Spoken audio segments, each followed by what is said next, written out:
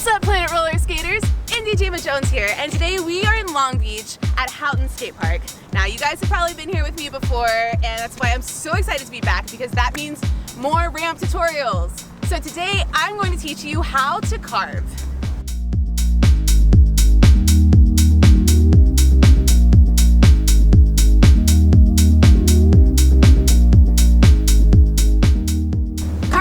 Whenever you flow around the bowl, drawing big arcs across the transitions and using the hips to pump.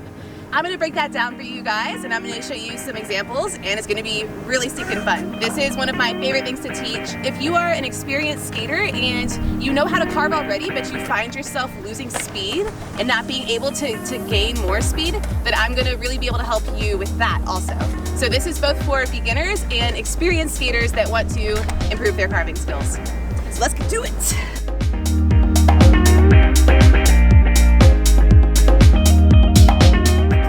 When you're learning how to skate ramps, it's really important to wear your safety gear because you are definitely going to fall some. It's just part of the process, you know? So especially while you're learning, it's nice to keep all your knees and elbows and wrists feeling good. Whenever you carve, you can gain speed. You can take your speed away, but generally what it does is it allows you to flow around a bowl or around a skate park and use the ramp to control your speed ultimately. So I recommend first watching the How to Pump tutorial and also my first time at the skate park. Those two tutorials on Planet Roller Skate will really get you ready for this one, and they all work really well together at the same time. So I always start in the bottom on a smaller transition or a bank even, like right here. And I start super small and then I'll work my way into the bowl. With that being said, if you're a beginner, you can start in the bowl too. I would just learn how to get into and out of the bowl first. Because sometimes when you're a brand new beginner, it's a little tricky getting out and you might need your friends to pull you out, which is really fun. Anyways, let's go start down here. So first I'm going to show you the difference between a 180 turn and a carve. So this is a 180 turn. It's when you go straight up and straight back down. That's a little more advanced than a carve, so we're going to save that tutorial for later. Right now we're trying to draw a long, low arc like this. So we draw a rainbow across the wall.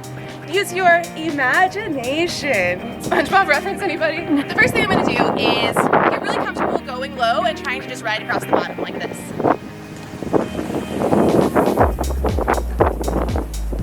Try both ways and figure out which one you like better. I think it's always best to practice both. Whenever I do this, I am looking where I want to go. So if I want to go back down into the middle, I look towards the middle. If I want to ride that wall as long as I can, I look across like this. I try to ride the whole wall, so I'm looking up here, and then I direct it down. Same thing going this way. I'm looking up, and then I'm looking down. If I want to go down sooner, all I have to do is turn my head and reach with my arm.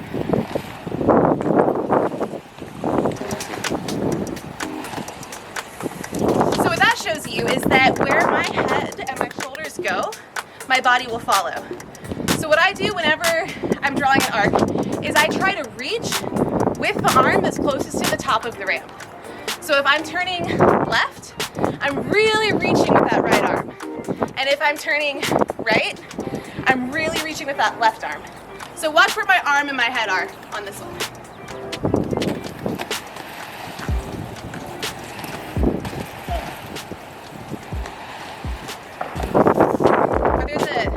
That a lot of people make when they're first learning how to skate ramps, and I call it the derby leg because I came from roller derby, and many of you may also be derby players that are getting into skate parks. And in derby, we have the habit of blocking by leaning on that outside foot, right? So whenever people come to ramps and they try to start turning on ramps, they try to turn like this. And I call it derby leg. This is what it looks like.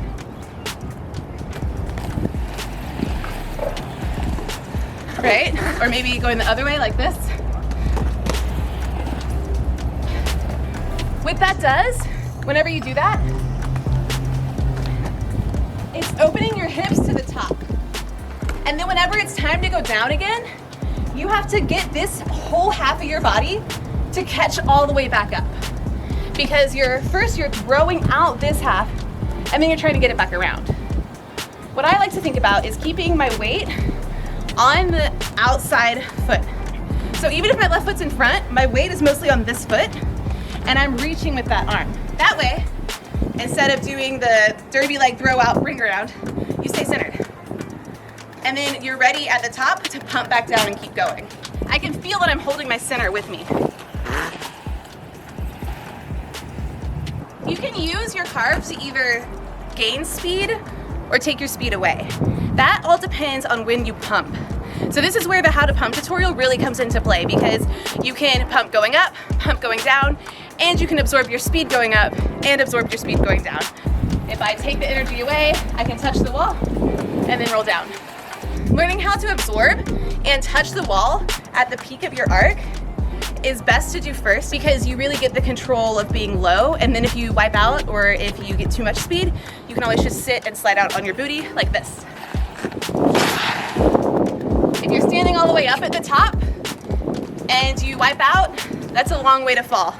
And especially on a ramp, if you're falling while you're going down, that fall is like compounded. So in the beginning, really get good staying super low and get comfortable wiping out onto your butt like that. Once you're really confident with that, then you can try to really pump on the way up and pump on the way down to gain speed the whole time. Drop, push, drop, push. So again, if I'm pumping, I drop, push, pump up, and then drop, push, pump down. And the opposite, last time absorbing would be to get low going up and then low again at the bottom. So that is carving broken down to the most basic elements. Now we can take that and we can apply it to all different places at the park. My favorite place is the bowl, so let's go check out the bowl.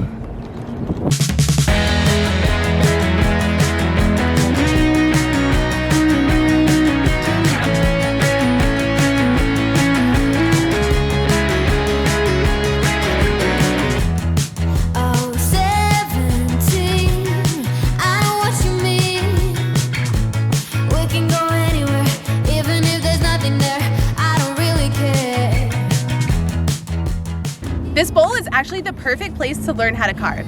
It has 3 sides, so you can flow with the carve and keep going around all 3 sides. That means that you can feel what it's like to skate through the pocket and along a wall. So I'm gonna start really low and try to just stay, I'm just gonna stay a little bit above this line right here, right on the bottom of this transition. And what's really cool is you'll be able to see that I don't even have to really pump. I just kind of get a little speed, and if I stay at that point, the bowl naturally carries me around. If I'm starting on this wall, I want to go at the wall. I don't start right here. I start at almost a 45-degree angle to the wall. So here I go. So I'm reaching with this outside arm, looking with my head ahead. And as you can see, I didn't even have to pump. I just kind of rode that circle around. I'm staying low, I'm reaching, and I'm looking. So something that I think you can see really well in this bowl is whenever I reach, I'm not just reaching with my arms. See, so I'm actually reaching with my whole shoulder. So this shoulder is open and my armpit is open. I see a lot of people that have their arms in front, but they're still like this and have their shoulders back. You should always feel that all the way through your back. So I'm gonna demonstrate going the other way this time.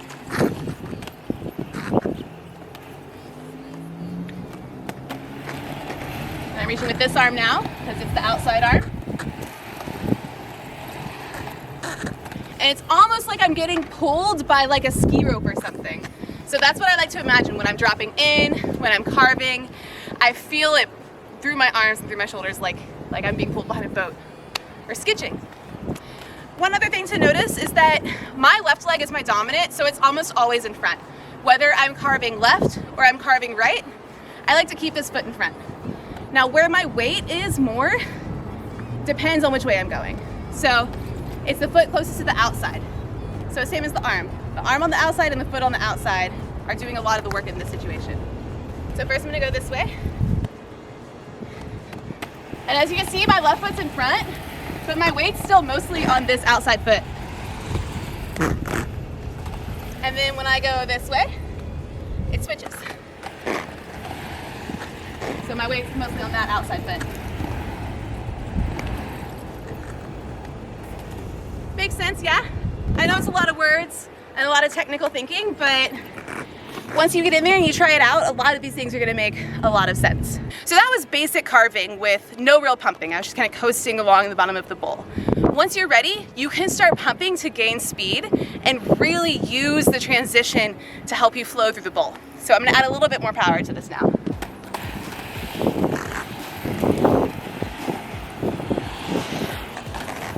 And I'm gonna go the other way.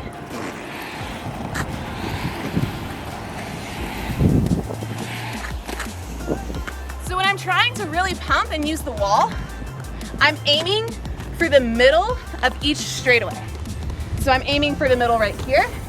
That should be the highest point of my curve is what I mean. So I'm gonna come up, hit that point, hit that middle point, and then hit that middle point. And that's gonna give me the feeling of actually pumping and carving at the same time. And I'm using my arm to guide me. So I go drop, push, drop, push, drop, push. And then eventually I have enough speed that I can almost ride along the top, along the coping the whole time. And that's when you really get the feeling of being like surfing. You can like touch it and be like, oh, it's magic. So now I'm gonna add a lot of speed behind this and actually drop in into my pump.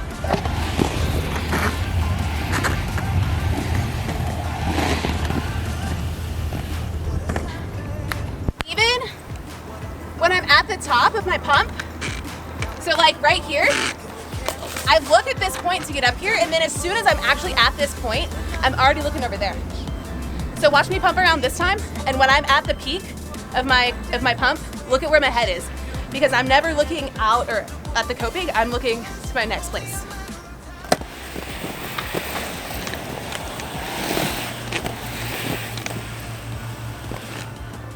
At the same time, I can use my carve to control my speed. So now I'm gonna drop in, and I'm gonna try to use that carve to help me slow down by absorbing instead of pumping.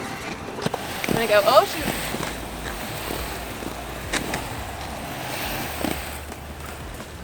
So it feels like when I'm pumping, I'm trying to push my feet through the concrete. And whenever I'm absorbing to take my speed away, I'm letting my feet come up towards my body and letting that energy be absorbed with my body.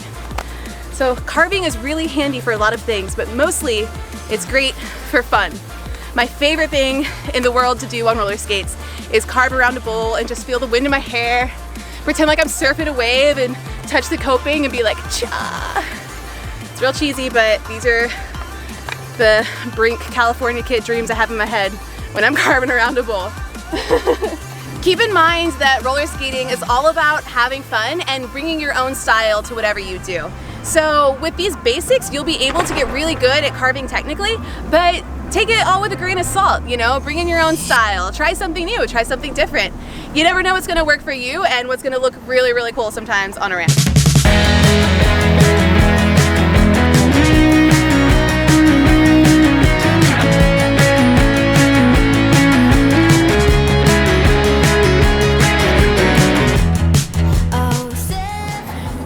So much for watching this episode of Planet Roller Skate. Let me know in the comments below if you have any questions about how to carve.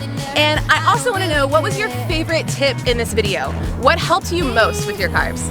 Be sure to like, comment, subscribe, hit up planetrollerskate.shop for all of your roller skating needs. And until next time, later skaters!